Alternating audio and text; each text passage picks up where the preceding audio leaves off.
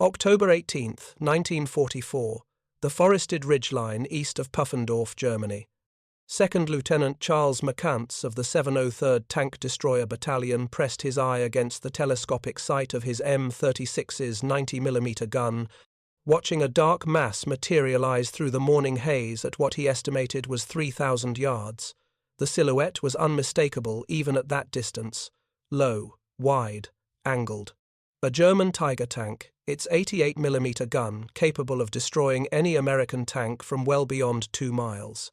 What the German crew couldn't know, was that the vehicle watching them from the ridgeline represented a fundamental shift in the armored warfare equation. The M36 Jackson's 90mm M3 gun could hurl a 24-pound armor-piercing projectile at 2,650 feet per second. At this range, with the proper angle and the right ammunition, McCants had something no other American tank destroyer crew had possessed 6 weeks earlier: a legitimate chance. If you're enjoying this deep dive into the story, hit the subscribe button and let us know in the comments from where in the world you are watching from today. The Germans had spent 3 years building their tactical doctrine around a simple mathematical reality. German heavy tanks could kill American armor from distances where American guns couldn't effectively return fire. The Tiger's frontal armor measured 4 inches thick. The Panther's sloped glacis created an effective thickness approaching 5.5 inches. Standard American 3-inch guns on M10 tank destroyers struggled to penetrate these monsters beyond 500 yards. By the time an M10 crew got close enough for a killing shot, the German gunner had usually already fired. The 90mm gun changed that calculation. For the first time since heavy German armor appeared on European battlefields, American crews possessed a weapon that could engage Tigers and Panthers at ranges where the tactical advantage didn't automatically belong to the enemy. The story of how this gun reached frontline crews begins not with a breakthrough in design, but with a failure of imagination and the brutal education that only combat can provide. In early 1942, the United States Army fielded tank destroyers built around a coherent tactical philosophy. These vehicles would operate independently, held in reserve until enemy armor threatened a breakthrough, then rushed forward to blunt the attack. The doctrine emphasized speed and firepower over protection. Thin armor kept weight down, powerful guns provided killing power. Mobility allowed rapid repositioning. The M10 Wolverine, standardized in June 1942, embodied these principles. Built on a modified Sherman chassis, it mounted a 3-inch M7 gun in an open-topped turret. The gun fired a 15-pound armor-piercing round at 2,600 feet per second. Against the German tanks encountered in North Africa and Italy during 1943, the 3-inch gun performed adequately. Panzer Mark IIIs and Mark IVs could be penetrated at reasonable combat ranges. German assault guns presented manageable threats, but intelligence reports filtering back from the Eastern Front in late 1942 and early 1943 painted an ominous picture. The Germans were deploying new heavy tanks: the Tiger, weighing 56 tons and armored like a moving fortress; the Panther, combining thick, sloped armor with a high-velocity 75mm gun. When American forces encountered these vehicles in significant numbers during the Italian campaign, the inadequacy of existing American anti-tank guns became painfully apparent. The 3-inch gun on the M10 could penetrate approximately 3 inches of armor plate at 1,000 yards when striking at 30 degrees from vertical. The Tiger's frontal armor exceeded 4 inches. The Panther's sloped glacis presented an effective thickness of 5.5 inches. Simple mathematics revealed a crisis. American tank destroyers could not reliably defeat the enemy's best armor from the front at combat ranges. Field reports from Italy documented the problem in blood and burning vehicles. M10 crews learned to wait for flank shots, maneuvering desperately to get angles on the thinner side armor of Panthers and Tigers. When forced into frontal engagements, crews targeted vision ports, gun mantlets, and track assemblies, hoping to mission-kill the enemy tank even if they couldn't penetrate its armor. These tactics worked sometimes. Sometimes they got American crews killed. American Ordnance Department engineers had actually anticipated this problem. In late summer 1942, While the M10 was still entering production, planners began examining the potential of mounting a more powerful gun on the tank destroyer chassis.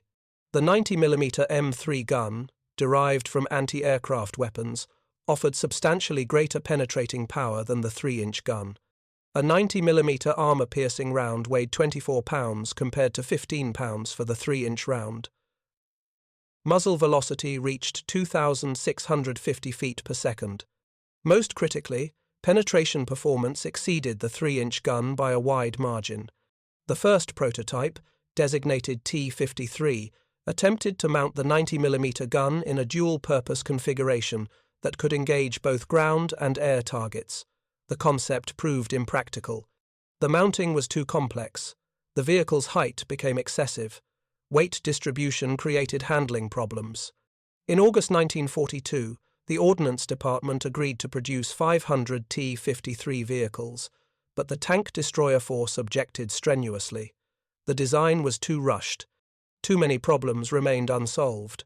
A second attempt, the T-53E1, proved even worse. The contract was cancelled. For over a year, the effort to upgun American tank destroyers stalled, while engineers struggled with fundamental design challenges. The 90mm gun was significantly heavier and longer than the 3-inch gun. Mounting it in the M10's existing turret proved impossible. The weight would unbalance the turret, requiring massive counterweights that would slow traverse rates and strain the turret ring. In October 1942, the Ordnance Department tested mounting the experimental 90mm T7 gun into a modified M10 turret. This approach showed promise. By designing a completely new turret specifically for the 90mm gun, engineers could incorporate proper balance, adequate recoil space, and sufficient ammunition stowage. The new turret would need to be larger than the M10's, but the M10 chassis and drivetrain could handle the additional weight if properly distributed. The first prototype of what would become the M36 was completed in March 1943, designated the T-71 gun motor carriage. Testing at Aberdeen Proving Ground demonstrated that the basic concept worked.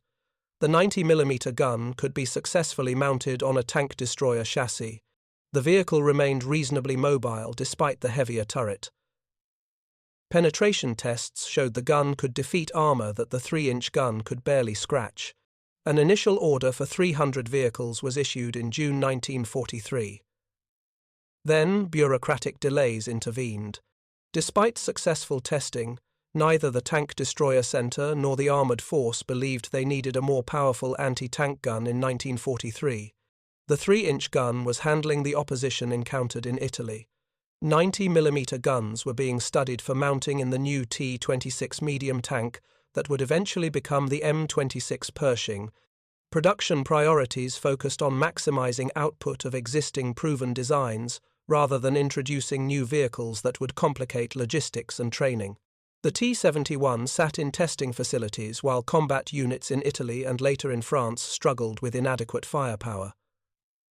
Not until Army Ground Forces approved the project, in October 1943, did serious production planning begin. On June 1, 1944, the T-71 was formally standardized as the 90mm gun motor carriage M36. By then, Allied forces were preparing for the Normandy invasion. Tank Destroyer battalions would soon encounter German armor in quantities and qualities that would make the absence of the M36 a source of bitter regret. The M36 combined proven components with necessary innovations. The chassis came from the M10A1 tank destroyer, which used the Sherman M4's reliable drivetrain and the Ford GAA V8 engine producing 450 horsepower. This gave the 29-ton M36 a top speed of 26 miles per hour on roads, adequate for the rapid repositioning that tank destroyer doctrine demanded. The hull retained the M10's sloped armor, which ranged from 3/4 of an inch on the sides to 5 inches on the frontal plate. This was thin protection by any standard, but tank destroyers weren't designed to absorb hits. The new turret mounted the 90mm M3 gun. The barrel measured 15.5 feet long, 53 calibers. Power traverse allowed the turret to rotate 360 degrees, though the open-top design meant crews remained exposed to artillery airbursts and small arms fire from elevated positions. A large bustle at the rear of the turret served dual purposes, acting as a counterweight for the heavy gun while providing ready storage for 11 90mm rounds. The remaining 36 rounds were stowed in sponsons inside the hull. Like all American tank destroyers of the period, the M36's turret was open-topped. This design choice saved approximately 3 tons of weight that would have been required for an armoured roof. It also provided better observation and allowed easier crew escape if the vehicle was hit and caught fire. The trade-off was vulnerability. German artillery preferred to use airburst fuses that detonated at shells 50 feet above ground, showering shrapnel downward. Against a buttoned-up Sherman, such an airburst might cause superficial damage. Against an M36 crew, it could kill or wound every man in the turret. A folding armoured roof kit was eventually developed to provide some protection while maintaining visibility. The kit elevated slightly above the turret rim, allowing 360-degree observation while deflecting shell fragments. Not all units received these kits. Many crews improvised their own protection using sandbags, spare track links, or salvaged armour plate. The effectiveness varied. A determined German gunner with a clear shot could still put an 88mm round through whatever makeshift armour the crew had installed. The 90mm M3 gun's performance statistics tell only part of the story. The standard M82 armour-piercing capped shot could penetrate 5.1 inches of armour, angled at 30 degrees from vertical at 500 yards. At 1,000 yards, penetration decreased to 4.8 inches. These figures meant the M36 could threaten the frontal armour of a Tiger tank at ranges exceeding 1,000 yards. The Panther's turret face and gun mantlet became viable targets at similar distances, though the heavily sloped glacis remained difficult to penetrate, except at close range or favourable angles. The gun fired several ammunition types. The M82 armour-piercing capped round was standard, with a large explosive filler that increased damage after penetration.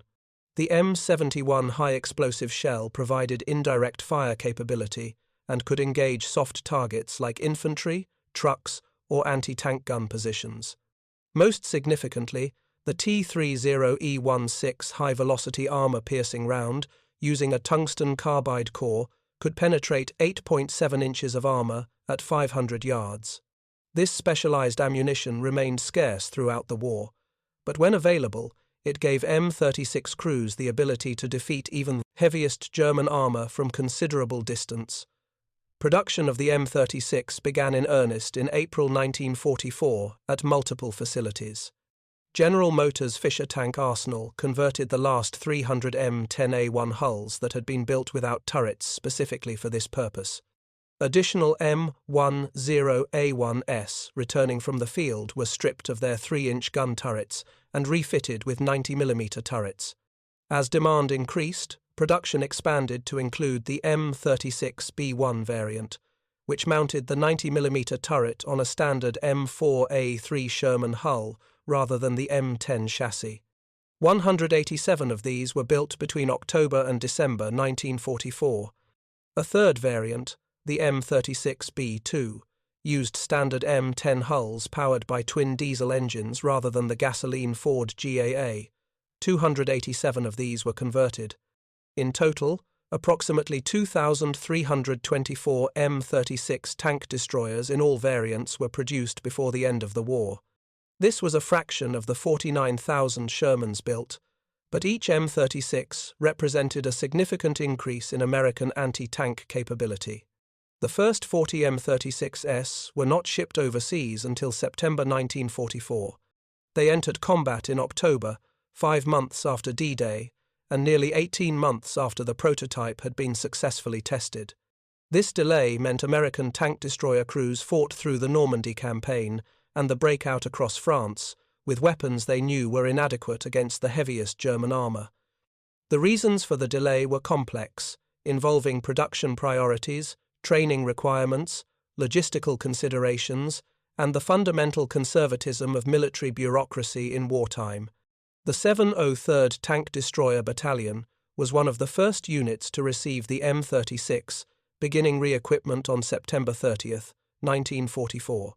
The 703rd had been fighting in Europe since D-Day +2, landing at Utah Beach, equipped with M10 tank destroyers. They had learned through bitter experience the limitations of the 3-inch gun against Panther and Tiger tanks. Crews knew the proper tactics: flank shots, side armor, wait for the enemy to expose a vulnerability. These tactics kept them alive, but at the cost of tactical initiative. When the M36s arrived, crews approached them with a mixture of hope and skepticism. Hope because the 90mm gun obviously represented a significant increase in firepower. Skepticism because veterans had learned not to trust promises about wonder weapons. The proof would come in combat, measured in destroyed enemy tanks and the survival of American crews. The 703rd would get that proof sooner than they expected. In late October 1944, the 703rd Tank Destroyer Battalion found itself attached to the 9th Army near the German border. The Allied advance had slowed considerably from the breakneck pace of August and September. Supply lines stretched thin. German resistance stiffened as defending forces fell back on prepared positions closer to the Reich. The terrain favored defense, with small villages, dense forests, and agricultural fields crisscrossed by drainage ditches that channeled vehicle movement into predictable paths. Near the town of Puffendorf, German forces had established a defensive line anchored on Tiger tanks positioned in hull-down positions. These 56-ton monsters could sit with only their heavily armored turrets exposed, waiting for American forces to advance into their killing zones. The Tiger's 88mm K-36 gun could penetrate Sherman frontal armor from 2,000 yards. American tank crews had learned to dread these engagements, where German gunners could destroy multiple vehicles before being effectively engaged. 2nd Lieutenant Charles McCants commanded an M36 from C Company, 703rd Tank Destroyer Battalion. His crew had received their vehicle less than 2 weeks earlier, with minimal training time on the new weapon system. They understood the basics. The gun was more powerful than the 3-inch. Penetration performance was substantially better. Beyond that, they would learn through experience. On the morning of October 18th, McCants's M36 moved into a position on a forested ridgeline east of Puffendorf. His mission was to provide overwatch for advancing infantry elements clearing German positions in the village. Through his telescopic sight, McCants spotted a Tiger tank approximately 3,000 yards distant, positioned hull down behind a low rise that concealed everything except the turret. At 3,000 yards, the Tiger appeared small in the sight picture. McCants could make out the distinctive boxy turret, the long barrel of the 88mm gun. Standard M10 doctrine would have called for repositioning, trying to maneuver closer for a shot at more vulnerable side armor. But McCants had a 90mm gun and M82 armor-piercing ammunition. His gunner confirmed the range: 3,000 yards, extreme distance, but theoretically within the gun's effective range. The ballistics were challenging. At 3,000 yards, the projectile would drop considerably from its initial trajectory. Wind would affect the flight path. The target, while stationary, presented only the frontal arc of the turret, the most heavily armoured section of the vehicle. Any hit would need to strike precisely on the gun mantlet or the turret face to have a chance of penetration. A miss or a ricochet would alert the Tiger crew to the M36's position, and return fire from an 88mm gun at that range could be devastating. McCants made the decision. They would take the shot. His gunner made the final adjustments to elevation and traverse. The range was set. The gun was loaded with M82 armor-piercing capped ammunition. McCants gave the order. The 90mm gun roared. The entire vehicle rocked backward from the recoil, the massive gun tube sliding back in its cradle before the equilibrator returned it to battery. Through the scope, McCants watched the tracer arc across the 3,000 yards, separating them from the Tiger. The flight time seemed impossibly long. Then the round struck. The impact was visible even at that distance. a bright flash on the Tiger's turret face. For a moment, nothing happened. Then smoke began pouring from the turret hatches. Secondary explosions inside the tank blew the hatches open. Crew members bailed out, dropping from the disabled vehicle and running for cover. The Tiger sat immobile, its 88mm gun silent smoke rising from the wrecked fighting compartment. If you find this story engaging, please take a moment to subscribe and enable notifications. It helps us continue producing in-depth content like this. McCants and his crew stared in something close to disbelief. They had just destroyed a Tiger tank from 3,000 yards. No American tank destroyer crew had successfully engaged enemy armor from such a distance before. The psychological impact on both sides would be profound. For American crews, it demonstrated that German heavy armor was no longer invulnerable at extended ranges. For German crews, it shattered the assumption that American tank destroyers couldn't threaten them beyond close combat range. The engagement at Puffendorf represented more than one successful shot. It validated the entire M36 program. The 90mm gun could do what the 3-inch gun could not. It could engage German heavy armor at ranges where American crews had a reasonable chance of achieving first-shot kills before the enemy could effectively respond. This capability changed the tactical calculus of armored warfare on the Western Front. Word of the engagement spread rapidly through tank destroyer units. Crews who had fought with inadequate weapons for months suddenly had something that could compete with German heavy armor. The M36 wasn't invincible. Its thin armor meant any hit from a German tank gun would likely be catastrophic, but it gave crews agency. They could engage rather than evade. They could take the initiative rather than constantly reacting to enemy moves. For soldiers who had spent months feeling outgunned, this psychological shift mattered as much as the improved ballistic performance. The German perspective on the M36's arrival remained fragmented and confused during October and early November 1944. Initial reports of American tank destroyers capable of long-range penetrations were dismissed as exaggeration or attributed to lucky hits. German intelligence officers struggled to understand what weapon was responsible for the increased American anti-tank effectiveness. Some reports suggested the British had provided 17-pounder Firefly tanks to American units. Others claimed American forces had secretly deployed 90mm self-propelled guns diverted from anti-aircraft duties. The truth emerged slowly as disabled American vehicles were examined. The M36 represented not just improved firepower but American industrial capacity responding to tactical problems faster than German industry could counter them. By late 1944, German war production was collapsing under the weight of strategic bombing, raw material shortages, and the loss of occupied territories.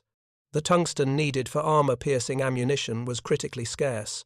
Fuel shortages immobilized tank units. Even when Panthers and Tigers were available, they often sat idle for lack of gasoline. Meanwhile, American factories were producing thousands of vehicles monthly, shipping them across the Atlantic, and getting them into the hands of frontline crews within weeks of production. The M36's arrival demonstrated a fundamental asymmetry in the war. Germany could design excellent weapons but couldn't build enough of them. America could build adequate weapons in overwhelming numbers, then improve them when combat revealed deficiencies. November 1944 brought increasing numbers of M36s to Europe as production accelerated, and more tank destroyer battalions completed retraining. The 610th Tank Destroyer Battalion began receiving M36s on September 25. The 814th Tank Destroyer Battalion started conversion in early November. By mid-December, 7 tank destroyer battalions had fully converted to the M36, with more scheduled for re-equipment in early 1945. Each battalion that received the M36 underwent intensive training on the new weapon system. Crews learned the gun's ballistic characteristics, the differences in recoil and traverse rates compared to the 3-inch gun, and the increased ammunition weight that affected loading speed.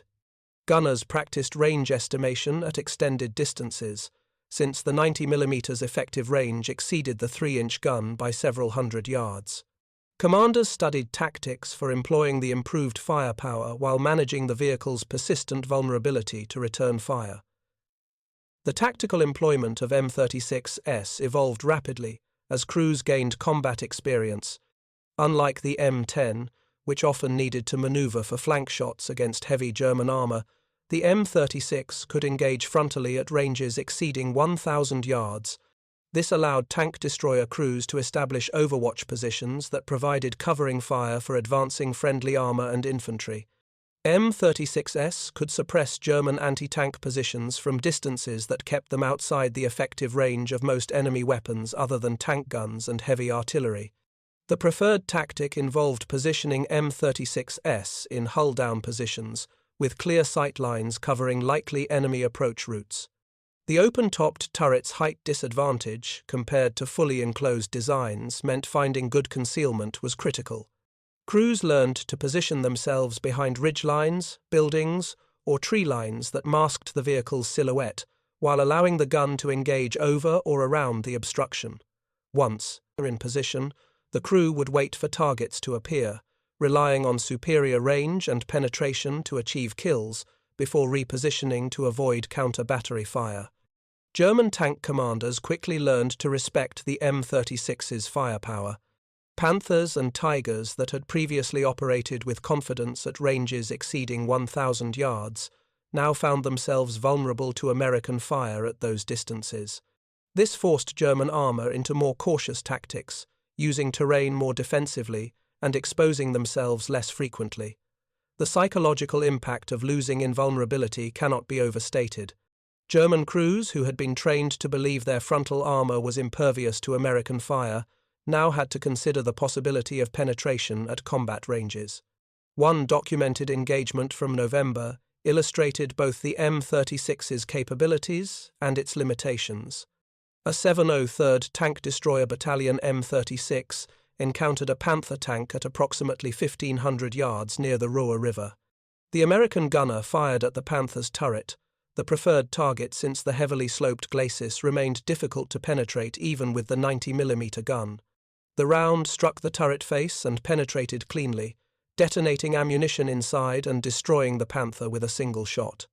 The engagement demonstrated that at ranges up to 1,500 yards, the M36 could reliably defeat Panther armor when targeting the turret. But it also highlighted the continuing importance of shot placement. The same 703rd Battalion reported multiple instances where M82 rounds ricocheted off Panther glacis plates at ranges under 500 yards when striking at steep angles. The gun was powerful, but physics and geometry still mattered. A poorly aimed shot would fail regardless of the weapon's theoretical capability. Lieutenant Alfred Rose of the 814th Tank Destroyer Battalion achieved what remains one of the most remarkable documented kills of the war. On a late November afternoon near the town of Grossau, Rose spotted a Panther tank at an estimated 4,600 yards, the maximum range of his telescopic sight. The target was moving slowly across open ground, presenting a side aspect.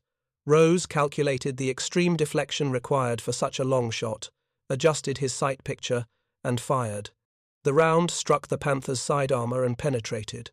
The tank ground to a halt, smoke pouring from the engine compartment. The range was later verified at 4,200 yards, over 2 miles. This engagement represented the longest-range armor kill achieved by an American tank destroyer crew during the war. It was also largely a matter of favorable circumstances and excellent shooting rather than standard tactical employment. Most M36 engagements occurred at ranges between 500 and 1,500 yards, where hit probability and penetration performance reached optimal levels. The arrival of winter and the German offensive in the Ardennes would test the M36 and its crews under the most challenging circumstances of the European War. December 16, 1944, the frozen Ardennes forest, Belgium. The largest battle ever fought by the United States Army began in darkness and fog, with German artillery hammering American positions along an 80-mile front. 3 German armies, totaling over 400,000 men, smashed into thinly held American lines in Adolf Hitler's desperate gamble to split Allied forces and capture the vital port of Antwerp. The offensive caught American commanders completely off guard. By December 20th, only 236 M36 tank destroyers were available across the entire European theatre.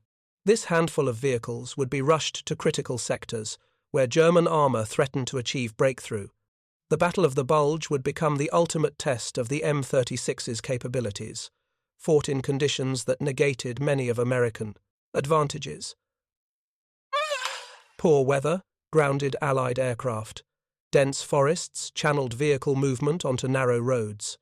German forces operated closer to their supply bases, while American logistics struggled with extended lines, stretched thin by months of rapid advance. The 814th Tank Destroyer Battalion had received its M36S in early November. By mid-December, the battalion was attached to the 7th Armoured Division, positioned near the German border as part of the general Allied advance toward the Rhine. When the German offensive struck, the 814th was ordered south on December 17th to help stem the breakthrough.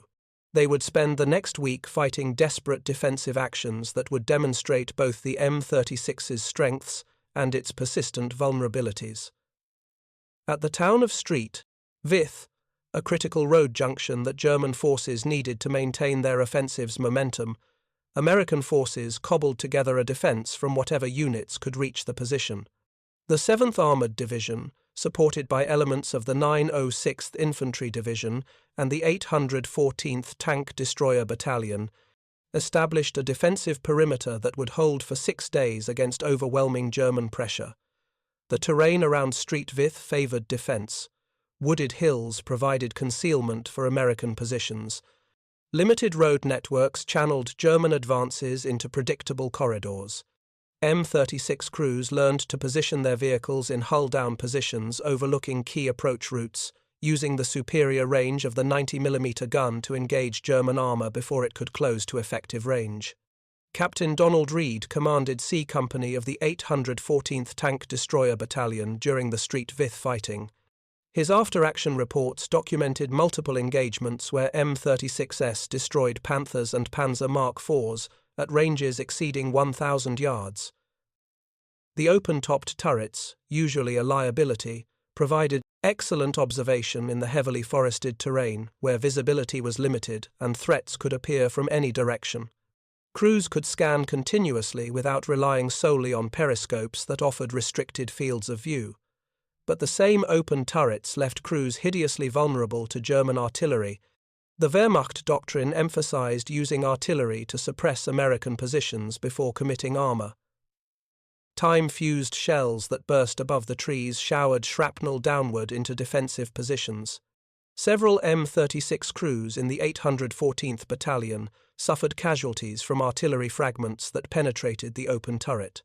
Crews improvised protection using salvaged armor plate, sandbags, and even lumber cut from destroyed buildings, but nothing could fully protect against a well-aimed artillery concentration. The fighting at Street Vith demonstrated a critical tactical limitation of the M36. While the gun could engage German armour at extended ranges, actually seeing the target in dense forest and broken terrain proved extraordinarily difficult.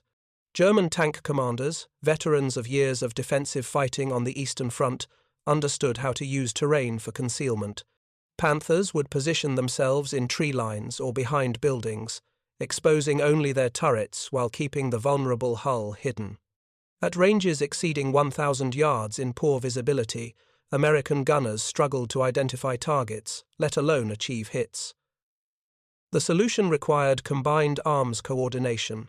Infantry observers would spot German positions and radio coordinates to M36 crews. Artillery forward observers would mark enemy locations with white phosphorus shells. Tank destroyer crews learned to watch for muzzle flashes when German tanks fired, using the momentary reveal to locate targets that were otherwise invisible in the forest. These improvised tactics worked, but they slowed engagement times and reduced the M36's effective range advantage. On December 19th, a reconnaissance platoon from the 814th Tank Destroyer Battalion found itself cut off southwest of the village of Sommerain. German infantry, supported by armour, had infiltrated around American positions during the night. The reconnaissance troops, mounted in M8 armoured cars and half-tracks, lacked the firepower to fight their way out. 4 M36s from Task Force Jones attempted to reach the trapped reconnaissance element. The relief column moved through narrow forest roads, advancing slowly while scouts checked for German anti-tank positions. Approximately 2 miles from Sommerain, the lead M36 encountered a roadblock manned by German infantry with Panzerfaust anti-tank rockets. The lightweight rockets, carrying shaped charge warheads, could penetrate the M36's thin armor from any angle at close range. The lead vehicle backed away while infantry moved forward to clear the position. The delay gave German forces time to reinforce the roadblock with a Panther. The engagement that followed illustrated the M36's limitations in close-quarters combat. In the confined forest roads, range advantage meant nothing. The Panther's 88mm gun could destroy the M36 as easily as the M36 could destroy the Panther. But the American vehicle's thin armor meant any hit would likely be catastrophic, while the Panther could potentially survive hits to its heavily armored front. The M36 crew's only advantages were training, crew coordination, and the fact that they expected contact while the German crew was still positioning itself. The lead M36's gunner fired first, striking the Panther's turret face at approximately 150 yards. The round penetrated and detonated ammunition inside the German tank. The Panther exploded, its turret lifting slightly before crashing back onto the hull. But return fire from German anti-tank guns hidden in the trees disabled 2 of the American tank destroyers. Their thin side armor proved unable to stop even the smaller German anti-tank weapons when struck at right angles. The remaining M36s withdrew, unable to reach the trapped reconnaissance troops. The incident highlighted a brutal reality. The M36 was a specialized weapon designed for long-range engagements against enemy armor. In close combat in restricted terrain, its thin armor became a critical liability. Tank destroyer doctrine had always emphasized engaging from prepared positions at maximum range, then displacing before enemy forces could respond. The desperate defensive fighting at Street Vith forced M36 crews into exactly the kind of close-range slugging matches they were neither designed nor trained for. By December 23, German pressure had made the American position at Street Vith untenable. The 7th Armored Division withdrew, conducting a fighting retreat through the snow-covered forests toward more defensible positions near the town of Vielsalm. The 814th Tank Destroyer Battalion formed the rear guard, their M36s providing covering fire as American infantry and armor pulled back along single narrow roads clogged with vehicles and refugees. During the withdrawal, Task Force Jones lost 4 M36s to a combination of German fire, mechanical breakdown, and deliberate destruction when vehicles could not be recovered. Crews destroyed their own tank destroyers with thermite grenades, rather than allow them to fall into German hands. Of the original complement of M36s that entered the street, Vith fighting, the 814th Tank Destroyer Battalion had lost approximately 1/3 by the time the withdrawal was complete. Yet the sacrifice had achieved its purpose. The 6-day defense of Street Vith had delayed German forces long enough for American reserves to reach threatened sectors. The roads German commanders had counted on using for their advance remained blocked. The offensive's timetable, already behind schedule, fell further behind as American resistance stiffened across the entire front. At Mannheim, approximately 15 miles northwest of Street Vith, elements of the 814th Tank Destroyer Battalion joined the defense on December 23. German forces, attempting to exploit the gap created by the Street Vith withdrawal, pushed armored spearheads toward the town. M36s from the 814th engaged Panthers and Panzer Mark IVs in confused fighting that lasted through Christmas Eve. Staff Sergeant William Hoffman's M36 destroyed 3 Panthers during the Mannheim fighting, all at ranges exceeding 1,200 yards. His crew had learned through bitter experience at Street Vith how to identify targets quickly in poor visibility and engage before German gunners could locate the American position. The tactic was simple but effective. Fire one shot, then immediately displace to a secondary position several hundred yards away. The muzzle blast and smoke from the 90mm gun would reveal the M36's location, but by the time German guns traversed to engage, the American vehicle would be moving. This shoot-and-scoot approach, similar to tactics employed by M18 Hellcat crews, worked because the M36 possessed adequate mobility despite being heavier and slower than the Hellcat. The Ford GAA engine provided sufficient power to allow rapid repositioning. The critical difference between success and death was crew discipline. Crews that stayed in position after firing, trying to observe results or engage additional targets, were vulnerable to return fire. Crews that displaced immediately after firing survived. The 703rd Tank Destroyer Battalion, also equipped with M36s, fought near Werbermont during the same period. Their December 1944 after-action reports included detailed testing of the M36's capabilities against the Tiger II, or King Tiger, the heaviest tank Germany had deployed. The King Tiger mounted an 88mm KK 43 litres 71 gun and armour that exceeded the original Tiger by substantial margins. The frontal turret face measured 180mm thick. The glacis plate measured 150mm at 50 degrees slope. The 703rd's testing concluded that the M36's 90mm gun, with standard M82 ammunition, could not penetrate the King Tiger's frontal armour at any practical range. The numbers were unforgiving. At 1,000 yards, the M82 round could penetrate approximately 4.8 inches of armour at 30 degrees obliquity. The King Tiger's frontal armour exceeded 7 inches effective thickness. The physics simply did not allow penetration. This limitation forced American tank destroyer crews to employ the same tactics they had used against the original Tiger: flank shots, rear shots, targeting the thinner side armour or the engine deck. These tactics required manoeuvre, which required terrain that allowed manoeuvre, which the frozen forests of the Ardennes often did not provide. The 703rd recommended engaging King Tigers only when favourable circumstances existed. Side shots at ranges under 1,000 yards. Otherwise, crews should report the King Tiger's position and allow heavier weapons, artillery, or air support to engage it. Yet one documented engagement near Freihaldenhoven in late December showed that determined crews could defeat even King Tigers when circumstances permitted. An M36 from the 702nd Tank Destroyer Battalion encountered a King Tiger at approximately 1,000 yards. The German tank was positioned hull down, but poor positioning exposed its turret side to the American gunner. The M36 fired, striking the King Tiger's turret side armour. The penetration caused a catastrophic ammunition fire that destroyed the German tank. The engagement demonstrated that while the King Tiger's frontal protection was essentially immune to the 90mm gun, its side armour remained vulnerable at combat ranges. By late December, as weather cleared and Allied aircraft returned to action, the German offensive began collapsing.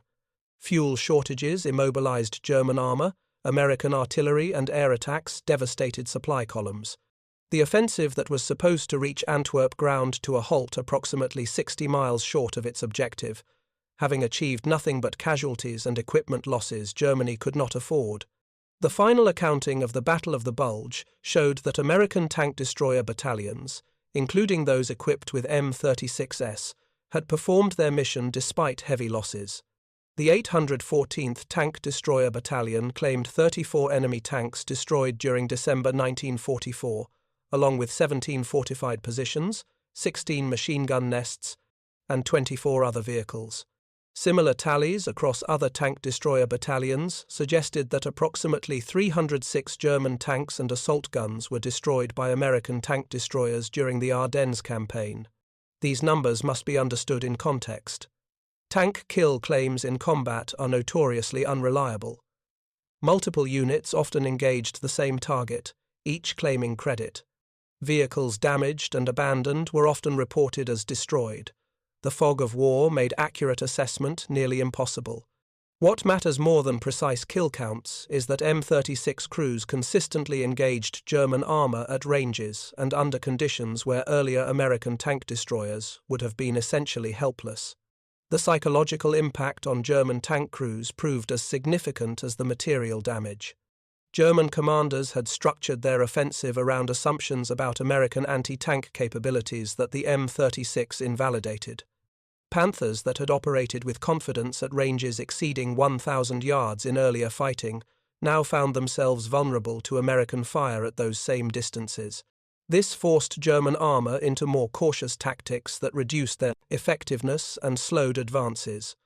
As the Bulge fighting transitioned into the Allied counteroffensive in January 1945, M36s pushed forward with advancing American forces.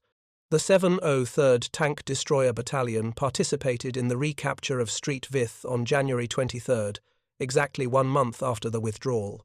The town had been devastated by weeks of artillery fire and airstrikes. German resistance was sporadic, exhausted forces falling back toward the German border with minimal fight. The final months of the war saw M36 employment shift from desperate defense to aggressive offense. American forces crossed the Rhine in March 1945 and drove into the German heartland. Tank destroyer battalions found their mission changing. With German armor increasingly scarce due to fuel shortages, mechanical failures, and simple destruction, M36s spent more time engaging fortified positions with high explosive rounds than fighting enemy tanks. The 90mm gun proved effective against concrete bunkers and pillboxes. High explosive shells could penetrate up to 5 feet of reinforced concrete at close range, compared to 10 feet required for the M10's 3-inch gun to achieve the same penetration. This made M36s valuable for reducing the fortified positions of the Siegfried Line as American forces punched through Germany's last defensive barrier. By May 1945, when Germany surrendered, M36 tank destroyers had essentially replaced M10s throughout the European theatre. 7 tank destroyer battalions had fully converted to the M36 by December 1944. By war's end, that number had increased to over 20 battalions, with more conversions planned before Japan's surrender in August made them unnecessary. Post-war analysis of M36 combat effectiveness revealed both successes and continuing limitations. Against Panthers, the M36 proved highly effective when engaging the turret face and sides at ranges up to 1,500 yards. The heavily sloped glacis remained problematic, with rounds frequently ricocheting even at close ranges. Against Tigers, the M36 could penetrate frontal armor at ranges exceeding 1,000 yards with standard ammunition. Against King Tigers, only side and rear shots were reliably effective. The vehicle's thin armor remained its greatest vulnerability throughout its service life. M36s suffered higher crew casualty rates than more heavily armored vehicles when hit. The open-topped turret, while providing excellent observation, made crews vulnerable to artillery fragments, grenades, and small arms fire from elevated positions. Field modifications partially addressed these problems, but no modification could transform the M36 into a well-protected vehicle. Yet crews consistently praised the M36 for giving them a fighting chance against German heavy armor. Before the M36 arrived, American tank destroyer crews facing Panthers or Tigers knew they needed perfect positioning, excellent crew coordination, and often luck to achieve kills without being destroyed first. The 90mm gun changed that calculus. It didn't guarantee victory, but it provided the capability to engage effectively from ranges that offered reasonable survival odds. The M36's combat career did not end in Europe in 1945. When North Korean forces invaded South Korea in June 1950, spearheaded by over 100 T-34, divided by 85 medium tanks, the United States Army initially struggled to find adequate armor to counter the Soviet-built vehicles. The M24 Chaffee light tanks in Korea at the war's start were undergunned and under-armored. M4 Shermans with 76mm guns were rushed to Korea, but remained in short supply during the critical first months.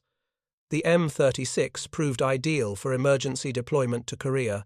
Significant numbers remained in service with American forces in Japan as occupation troops. The vehicles could be rapidly shipped to Korea and required no retraining for crews familiar with tank destroyer operations. Most importantly, the 90mm gun could destroy T-34, divided by 85 tanks at any range where the gunner could see the target. South Korea, which began the war without a single tank, received approximately 200 M36S and M36B2S through the Military Assistance Program. The South Korean Army classified these vehicles as tanks rather than tank destroyers, operating them in 9 tank companies assigned to frontline infantry divisions. Each company fielded approximately 15 M36S, with platoons of 5 vehicles attached to infantry regiments for fire support. The M36's performance in Korea validated the design's basic soundness. The 90mm gun easily penetrated the T-34 divided by 85's armor at combat ranges. The T-34 divided by 85's 85mm gun could penetrate the M36's thin armor just as easily, but American crew training and tactics generally gave M36S the advantage in direct engagements. More importantly, American command of the air meant that North Korean armor operated under constant threat of attack from ground attack aircraft, limiting its effectiveness regardless of technical capabilities. South Korean M36 crews achieved remarkable success in defensive actions throughout the war. During the Battle of White Horse in October 1952, the 53rd Tank Company, equipped with M36S, provided critical fire support that helped repel Chinese communist attacks. The M36S engaged enemy infantry concentrations and suppressed Chinese artillery positions from ranges where counter-battery fire was ineffective. During the Battle of Betty Hill in July 1953, one of the last major engagements before the armistice, M36S from the 57th Tank Company fired through the night, supporting infantry defending highland positions against waves of communist attackers. The Korean War experience revealed that the M36 remained viable against first-generation post-war armor. The 90mm M3 gun's penetration performance exceeded the armor protection of T-34 divided by 85 seconds, T-54 seconds, and other Soviet designs from the late 1940s. The vehicle's mobility, while unimpressive compared to lighter tanks, proved adequate for the mountainous Korean terrain where speed mattered less than the ability to traverse rough ground. But by the mid-1950s, the M36 was clearly obsolescent. Spare parts became increasingly scarce as production had ended years earlier.